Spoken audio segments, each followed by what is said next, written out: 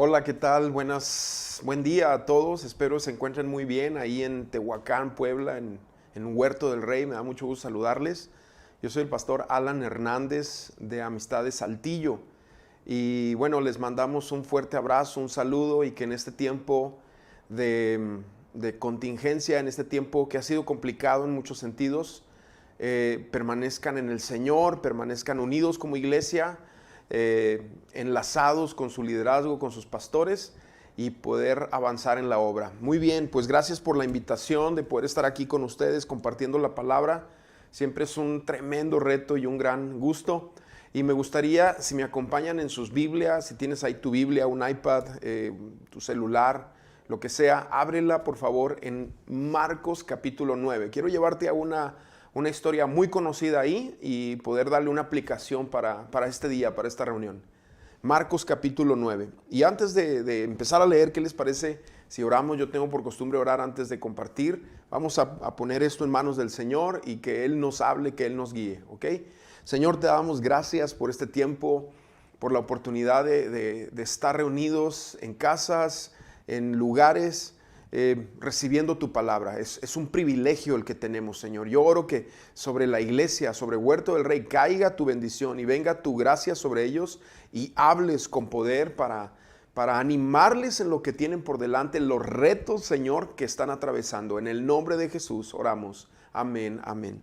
Bueno, esta es una historia que ustedes conocen, muchos estoy seguro la han leído, han estado varias ocasiones, han pasado por ella. Y es la historia de la transfiguración, es cuando Jesús, transfigurar significa que por unos momentos Él cambió su estado, vamos a decir así, natural, a su estado divino. Él es siempre divino, pero a su estado de gloria, mejor dicho. Y por un momento dice aquí que sus vestidos quedaron blancos y nos van aquí diciendo los comentaristas, los evangelistas, que sus vestidos eran tan blancos que no hay lavador alguno que llegue a poner tan blancos los vestidos como los tenía ese día.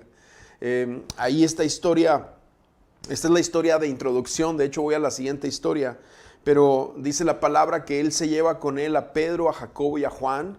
Están ahí en el monte y es ahí donde se transfigura y sucede algo increíble, sobrenatural, y es que se muestran también, se aparecen en ese lugar. Dios los envía a Moisés y a Elías. O sea, esto es algo que si tú y yo hubiéramos estado ahí sería algo impresionante, ¿verdad? Ver a Moisés, no sé cómo los identificaron, yo creo que por la vestimenta, no sé, algo así, pero ellos identifican que es Moisés y Elías como figura de la ley. Los profetas del Antiguo Testamento se juntan ahí con Jesús, que es el representante del nuevo pacto, del Nuevo Testamento, y hay algo ahí que nos está diciendo Dios, que toda la Biblia es una armonía preciosa, donde Él está hablando para dar un mensaje de salvación. Tú conoces la historia.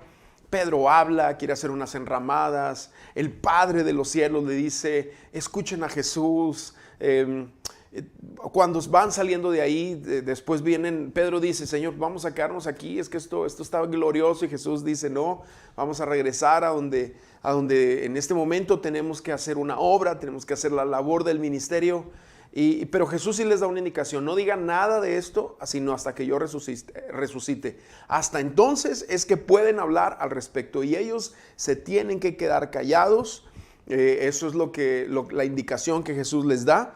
Y bueno, vamos a la siguiente historia. La siguiente historia, ahí mismo en Marcos capítulo 9, versículo 14, es donde quiero empezar leyendo, porque vienen bajando de ese monte de transfiguración Jesús con Pedro, Jacobo y Juan. Vienen los bonarjes, vienen bajando ahí todos de ese lugar, y empiezo leyendo ahí, aquí dice versículo 14, cuando llegaron a donde estaban los otros discípulos. Recuerda que eran 12 discípulos. Jesús se llevó a 3, entonces quedaban 9 acá con la gente esperando, con el equipaje, con la comida, con otras personas y otras personas que seguían a Jesús. O sea, estaba María Magdalena, o sea, había gente que sabemos nosotros que era parte del grupo que andaba con Cristo. Estaban los otros discípulos. Pero aquí dice, cuando llegaron a donde estaban los otros discípulos, los encontraron rodeados de una gran multitud. Algunos escribas discutían con ellos. Fíjate la escena, hay una gran multitud ahí, todos alrededor de los discípulos. En cuanto la gente vio a Jesús, se quedó asombrada y corrió a saludarlo, porque llega Jesús y llega la salvación, llega quien puede solucionar la situación, el problema, quien puede hacer un cambio tajante en lo que estamos viendo y observando. Versículo 16, dice: Jesús les preguntó qué es lo que discuten entre ellos. Y de entre la multitud, uno le respondió: Maestro, he traído a mi hijo. Tiene un espíritu que lo ha dejado mudo. Tiene un espíritu que lo ha dejado mudo. ¿Cuál es la historia aquí? ¿Cuál es la escena? Bueno, estamos viendo que Jesús baja del monte de la transfiguración, vienen Pedro, Jacobo y Juan con él, están los discípulos de Cristo en un lugar tratando de liberar a un jovencito, lo vamos a ver más adelante. Está el papá de este muchacho ahí también, en ese lugar, está pues pidiendo la intervención de Jesús. Jesús pregunta y él salta y dice: bueno, es que traje a mi hijo, y aquí empezamos a ver la situación en sí, que he traído a mi hijo, tiene un espíritu que lo ha dejado mudo. Y entonces aquí, en lo siguiente que el papá de este joven, que no sabemos el nombre, empieza a hablar, él empieza a describir lo que yo le llamaría el ministerio del diablo. Esto es lo que el diablo quiere hacer. Ahora, todos sabemos, porque hemos leído, que hay Apocalipsis 12:10, me parece, es el versículo donde dice que es la serpiente, Satanás, el diablo, el engañador, el acusador de los hermanos. En Juan capítulo 10 nos dice que vino para robar, matar, destruir. Conocemos obviamente el ministerio del diablo, de Satanás. Él quiere robar, matar y destruir a quien sea, pero tiene un objetivo principal. Y el objetivo principal de nuestro adversario son siempre las nuevas generaciones. ¿Por qué? Porque si él logra herir a un niño, si él logra dañar la mente, el corazón, los ojos, las imágenes que ve, si él logra de alguna manera obstaculizar el crecimiento, el desarrollo espiritual de un joven, él ha logrado en gran porcentaje que se bloquee la llegada del evangelio a esa persona. Por eso el enemigo es tan insistente, por ejemplo, en las leyes como las del aborto, ¿sí? Hoy sabemos que en el mundo al año mueren cerca de 60 millones de no nacidos en abortos. ¿Por qué cuando va a nacer Moisés, que representa la liberación de Israel, hay un edicto del faraón diabólico para tratar de matar a todos los niños? Cuando van a nacer Jesús, conocemos la historia también de parte de Herodes el Grande, el famoso arquitecto de la zona de Israel. ¿Qué pasa? Vienen los magos del oriente y le dicen que van a ser el rey, y manda sobre la zona de Belén, manda matar a todos los menores de 2 años. ¿Por qué? Porque el diablo viene para robar, matar y destruir, pero tiene una hazaña con las nuevas generaciones. Iglesia, esto es súper importante que ustedes lo capten. Tienen que, de verdad, como iglesia, un llamado que tenemos los pastores, un llamado que debe ser fuerte sobre nosotros, son las nuevas generaciones, los niños, lo que estamos haciendo con niños y con adolescentes, principalmente jóvenes también, jóvenes mayores. Todo eso es importante, pero la niñez es algo esencial, que nosotros captemos sus corazones, los llenemos de palabra, los influenciemos con el reino. ¿Por qué? Porque si no, tenemos a un enemigo agresivo que va a intentar robar sus vidas. Y entonces aquí en lo que vamos a leer a continuación es lo que yo le llamo el ministerio del diablo. Y lo vamos a pasar rápido porque obviamente vamos a entrar al ministerio de Jesús. Y dice aquí: mientras, Maestro, te he traído a mi hijo, tiene un espíritu que lo ha dejado mudo. Y recuerda, un joven, un niño herido, enmudece. No nada más estamos hablando de que su lengua es cortada para no hablar. No. Estamos hablando de que no tiene palabra, no tiene influencia sobre su generación. Una familia donde ha llegado el enemigo y a través de un divorcio, del papá que se fue, la mamá que se fue, de situaciones de ese tipo, ¿qué pasa? Marcan a la nueva generación y ¿qué sucede? Enmudecen a esa persona. No tiene influencia. No hay palabras que van a venir de influencia. Habrá palabras de este mundo, habrá conocimiento, habrá intelecto, habrá brillantez para la comunicación, pero no tendrá el peso del Espíritu Santo para comunicar a una sociedad, a este mundo que está perdido. Y eso es lo primero que quiere hacer el diablo, enmudecer a una generación. Versículo 18 dice: cada vez que se posesiona de él, porque era como posesiones por segmentos, no siempre estaba poseído como el gadareno, el gesareno, no siempre estaba en una posesión así, sino que de repente estaba bien y había algo que detonaba lo que estaba instalado de él, el mismo demonio que lo tenía de las garras instalado en su interior. Había algo que a este chico lo detonaba y fíjate lo que pasaba, dice: cuando se posesiona de él, lo sacude. Esa es la segunda cosa que viene a hacer el enemigo, a sacudir. Él quiere sacudir. Sacudir para mí habla de un golpe, ¿sí? Mira, es como, yo no sé cuántos de ustedes hayan pasado, por ejemplo, por un golpe fuerte, que vas caminando por ahí. Hace poco iba yo subiendo unas escaleras y no vi un techo muy pequeño, muy corto que estaba, porque traía una gorra, y llego y me pongo por ahí y ¡pum!, me dio un golpe en la cabeza. ¿Y qué pasa? Hasta ves pajaritos a tu alrededor. ¿Por qué? Porque te sacude. Eso es lo que hace el golpe del diablo, te sacude, y esto habla de una confusión. Quedas como atolondrado, quedas como, no sé si entiendan esa palabra, pero quedas como sacudido, y es como cuando te caes, te levantas y primero te sacudes porque estás... no estás en todos tus sentidos, o como cuando ha chocado. Yo no sé si alguno de ustedes ha tenido un accidente automovilístico que te pegan y no sabes ni dónde quedaste. Eso hace, es ese sacudimiento, es esa confusión que viene después del golpe.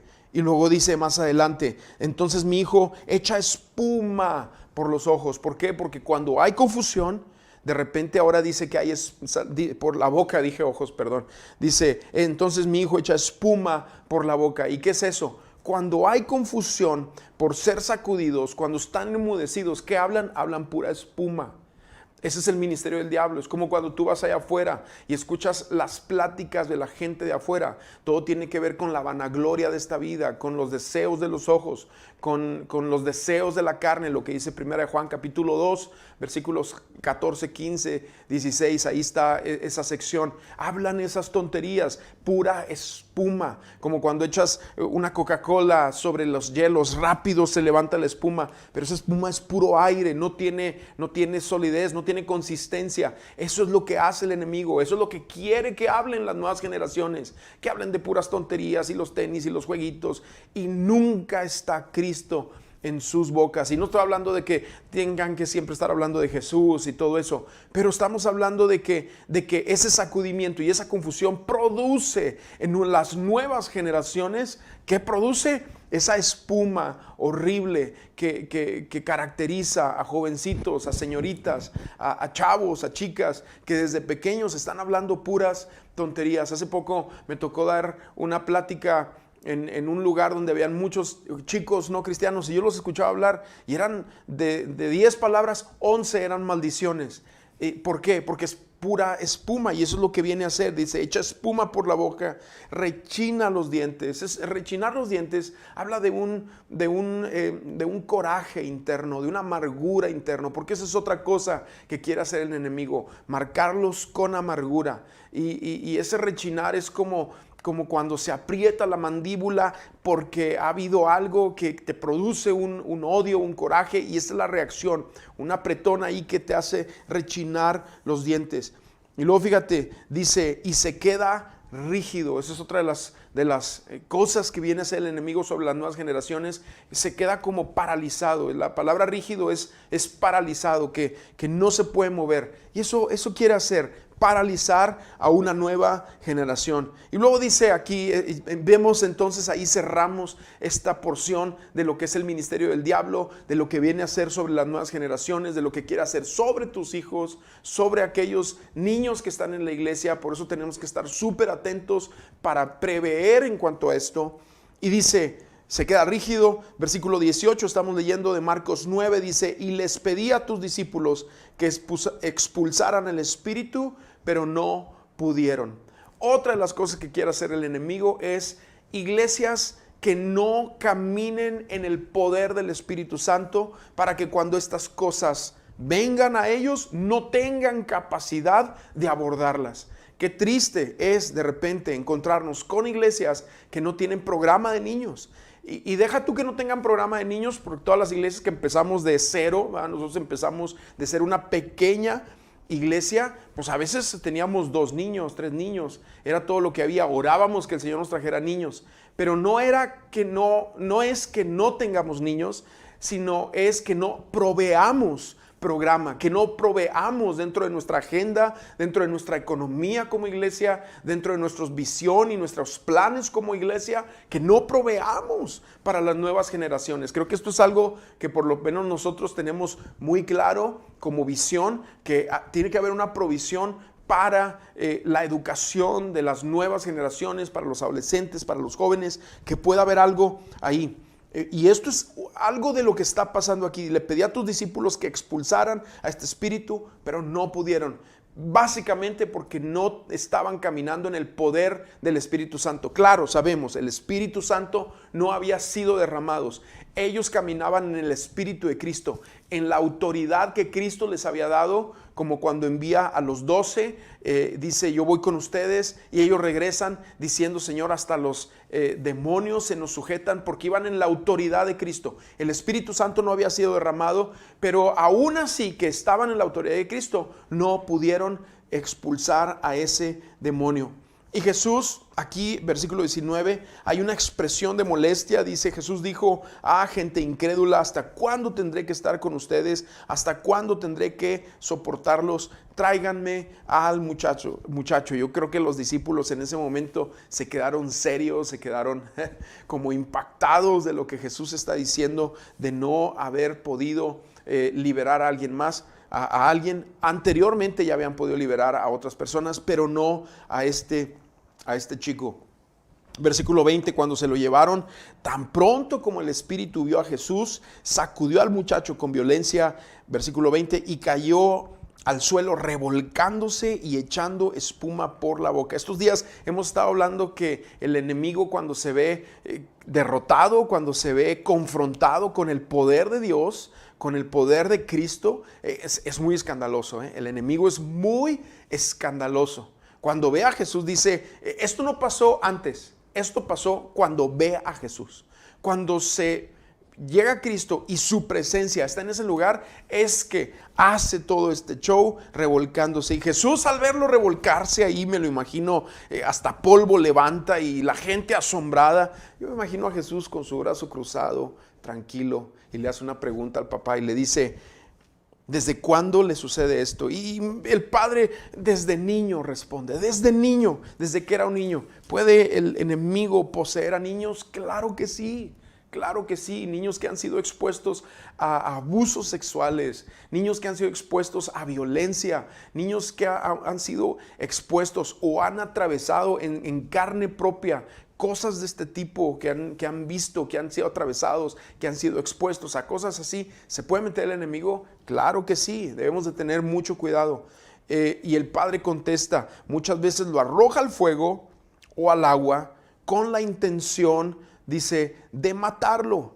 Si puedes hacer algo, ten compasión de nosotros y ayúdanos. Si puedes hacer algo, ten compasión de nosotros y ayúdanos. Entonces el padre se pone a explicar, ¿desde cuándo sucede esto? Le dice, desde niño, y da más explicación. Algunas veces lo quiere arrojar al fuego. Yo me imagino que el papá va caminando con su hijo por ahí. Estaban los herreros de antaño, de aquellos tiempos, haciendo algo y veía el fuego y el chico se aventaba. Lo tenían que detener algunas veces al agua, en algún lugar, en algún charco, en algún lago. Yo casi me puedo imaginar a un jovencito con heridas, con quemadas, le faltaban dientes, ¿Por qué? Porque había atravesado por todo este tipo de cosas. Y luego le dice, el papá le dice, si puedes hacer algo,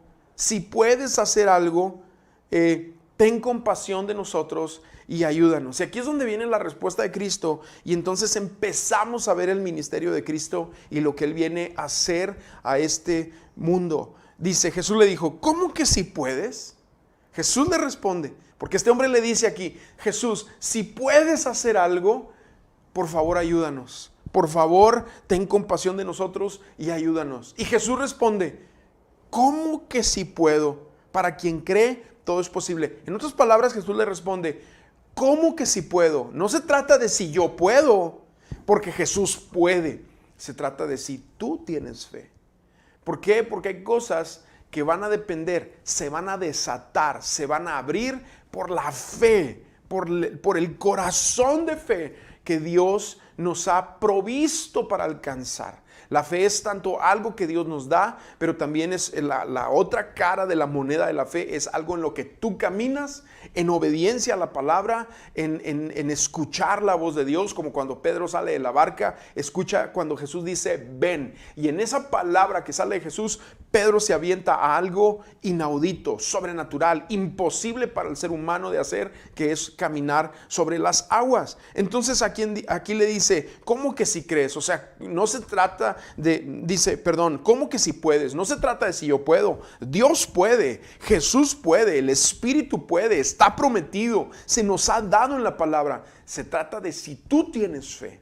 Lo confronta a este hombre. No se trata de si yo puedo, se trata de si tú tienes fe, de si tú quieres. ¿Qué tantas se va a manifestar tu fe que estés dispuesto a que tu hijo sea liberado? Sí, porque hay quienes dicen, sí, yo quiero que sea liberado mi hijo, pero no están dispuestos a hacer el compromiso de fe de llevar a sus hijos, a niños, a adolescentes, a jóvenes. Eso es una falta de fe. Entonces, aquí nos está confrontando con Jesús, con esta realidad de que nuestra fe se tiene que manifestar en una obediencia a su persona y a su palabra. Al instante, cuando escucha esto y se ve confrontado por Jesús y toda la gente está ahí, dice, al instante el padre del muchacho exclamó, dice, creo, ayuda a mi incredulidad. Esta es el corazón, creo. O sea, él cambia, ahora la frase no es si tú puedes. Y Jesús le dice, no, sí, yo puedo, claro que sí. Es si tú tienes fe. Y ahora él dice, creo. Es como cuando Eliseo le dice al rey Asa, que están allá, avientan la flecha y dice, saeta de salvación de Jehová, y le dice, ahora agarra las flechas y golpea el piso. Y el rey Asa, ¿qué hace? Agarra las flechas, era una acción profética, tenía que hacerlo con fe y golpea 3 veces así, sin ganas, como que no entiende cuando entramos a los aspectos de la fe, muchas veces entramos a la realidad de lo absurdo, golpea la razón, la lógica y no entendemos muchas cosas. Y en todo esto, ¿qué hace? Le pega así ligero y se enoja el profeta, porque es una figura de lo que dice Hebreos capítulo 11 versículo 6, dice, sin fe es imposible agradar a Dios. Y el profeta Eliseo, ya viejo, se levanta y molesto le dice, si hubieras golpeado 5 o 6 veces, hubieras derrotado a tus enemigos por completo, pero por cuanto le pegaste solamente 3 veces, solamente 3 batallas vas a ganar.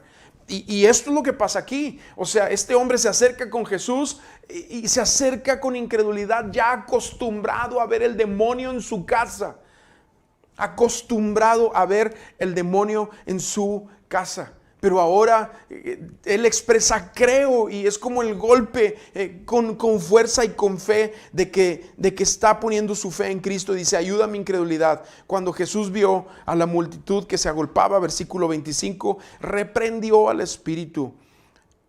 Dice, al espíritu impuro, y le dijo, espíritu sordo y mudo, yo te ordeno que salgas de este muchacho y que nunca vuelvas a entrar en él.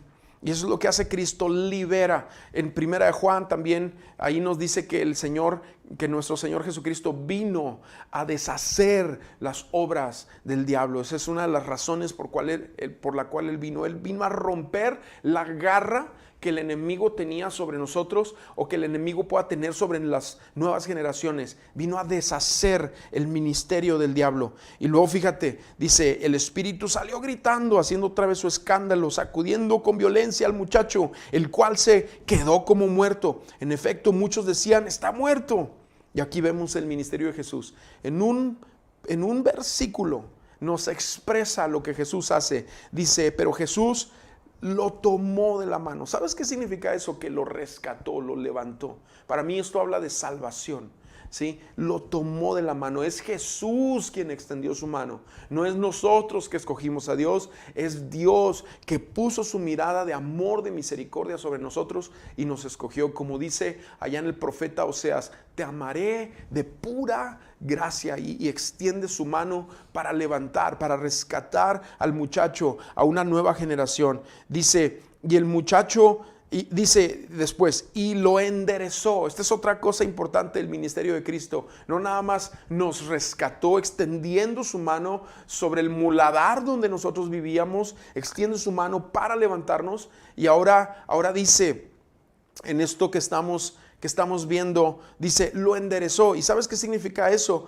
Que lo restauró. Era un muchacho encorvado, acostumbrado a andar avergonzado por los golpes que este demonio le había infligido en la vida, le había otorgado a través de su corta edad a este jovencito. Ahora dice que lo enderezó. Habla de una restauración, como alguien que está chueco y lo endereza. Todos tenemos que ser enderezados. Hay áreas de nuestra mente que necesitan ser enderezadas, áreas de nuestra alma, de nuestros sentimientos, de nuestra voluntad, de nuestras emociones, que tienen que ser enderezados como a la palabra de Dios, al poder de su palabra, enderezados. Lo enderezó, y por último, fíjate lo que hace. Y el muchacho se puso de pie. ¿Por qué? Porque primero Jesús nos salva. Segundo, Él quiere restaurarnos, y ponerlo de pie significa que lo puso por encima de la situación. O sea, que por fin se paró bien. Habla de autoridad. Son tres cosas que viene a hacer Jesús: salvar,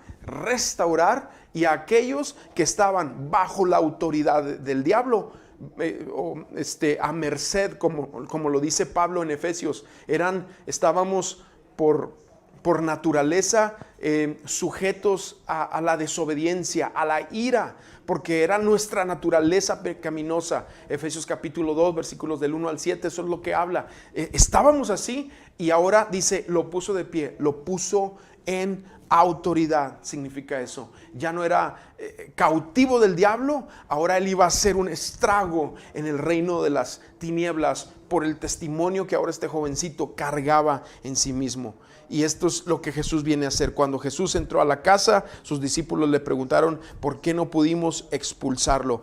Jesús les dijo, estos demonios no salen sino con oración. Y ahí algunos, en Mateo la porción también dice, y con ayuno. ¿Por qué? Porque habla de una generación que entendamos que el enemigo quiere violentar, maltratar a esta generación, pero tenemos que levantarnos en oración y ayuno. Esto significa en un clamor constante. No habla tanto de que tú ayunes para lograr vencer al enemigo, sino habla de una actitud de oración donde es primordial, una agenda del Espíritu, una agenda de oración sobre tu vida, sobre tu familia, sobre tu persona. Eso es, esa palabra combinada, ayuno y oración, es esa agenda especial donde tú has puesto las cosas. Ayuno significa que tú quitas todo aquello que tiende a embotar tus sentidos espirituales para no estar sobrio espiritual. El ayuno significa quitar de nosotros toda la influencia de este mundo. Dice Pablo ahí en Romanos 13, desechen las obras de las tinieblas, deséchenlo de su vida, sáquenlo de ustedes. Eso es un ayuno, es una forma de ayuno, porque si nosotros nos privamos del alimento, pero no nos privamos de la mundanalidad de nuestros corazones, el ayuno no sirve de nada. Y oración y ayuno es una expresión de una vida entregada. Y es lo que nos dice, para poder realmente transformar, cambiar, hablar a una generación, necesitamos ser una iglesia de oración y de ayuno, una iglesia donde está el Espíritu, donde la influencia de la carne no entra, la influencia del mundo no penetra. Iglesia, ese es el mensaje que yo tengo para ustedes en esta hora, pero ¿qué les parece si oramos para terminar? Y espero que esto sea edificante para ti. Señor, te damos gracias porque tú tienes un proyecto precioso, sobrenatural en medio de nosotros. Y sabemos que yo sé que tú has puesto a tu iglesia ahí en Tehuacán para hacer luz, para hacer influencia, para hacer salvación al lugar donde les rodea. Oro que ellos se llenen de niños, de adolescentes, de jóvenes. La fuerza de ellos se combine con la sabiduría de los hombres, de las mujeres, de los ancianos, y sean un lugar que explote para tu gloria. En el nombre de Jesús. Yo les bendigo en el nombre de Cristo. Amén, amén. Saludos, pastores. Saludos, iglesia. Que Dios les bendiga.